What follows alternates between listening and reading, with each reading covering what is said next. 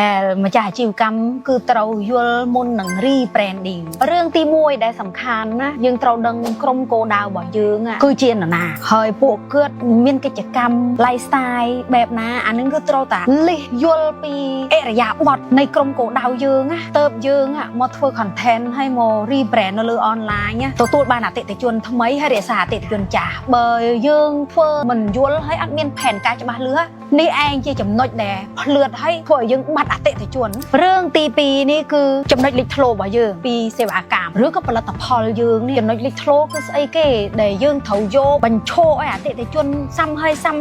ទៀតដើម្បីឲ្យគេចាំណាមិនមែនត្រឹមតែឲ្យគេស្គាល់ទេឲ្យគេចាំ brand យើងថា brand យើងគឺជា brand បែបណាតាំងពី story តាំងពីពណ៌តាំងពី concept brand យើងទាំងអស់ហ្នឹងណានេះឯងចំណុចដែលយើងត្រូវ control មែនទែនព្រោះភាគច្រើននៅពេលដែលយើង control នៅ offline ដល់ពេលឡើងលើ online ក៏យើងអត់បានបញ្ចេញចំណុចលេចធ្លោនោះទៅឲ្យក្រុមគោលដៅឬក៏ទៅឲ្យអតិថិជនយើងយល់ចំណុចនេះឯងដែលធ្វើឲ្យយើងនេះមកសាងនៅលើ online ក៏អត់ជោគជ័យរឿងទី3នេះគឺរឿង purpose របស់ brand នៅពេលដែលយើងលក់ដាច់សំខាន់មែនទែនហើយនៅពេលដែលយើង rebranding នេះចំណុចដែលសំខាន់ណាយើងបាត់បុគ្គលិកលក្ខណៈរបស់ brand ឧទាហរណ៍ brand យើងគឺជា brand កក់ក្ដៅ brand យើងគឺជា brand ដែលធម្មជាតិ unique វាភ្លេចpurpose យើងនៅពេលដែលយើងបរិយធំទៅវាបាត់ purpose ដែលយើងបង្កើត brand នេះដើម្បីអ្នកណាជាពិសេសនៅពេលដែលយើងលេង promotion ចែកថែមឬក៏បង្កួតតម្លៃជាមួយអាជីវកម្មដូចគ្នានេះឯងជាចំណុចខាងដែលយើងភ្លេច purpose របស់យើងត្រូវចាំណាបើយើងប្រកួតនឹងសង្គ្រាមបញ្ចុះតម្លៃវាធ្វើឲ្យយើងបាត់សមត្ថភាព brand យើងព្រោះយើងរវល់តែ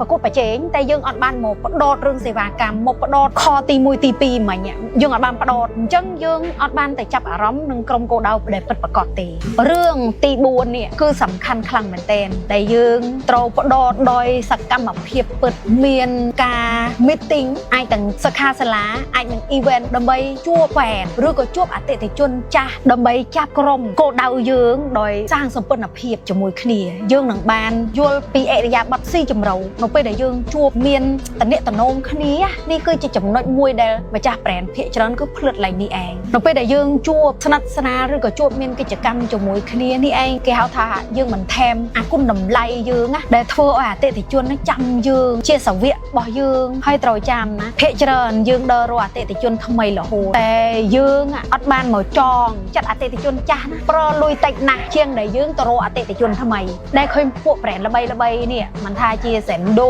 មិនថា 1011 មិនថាHolomi នេះ brand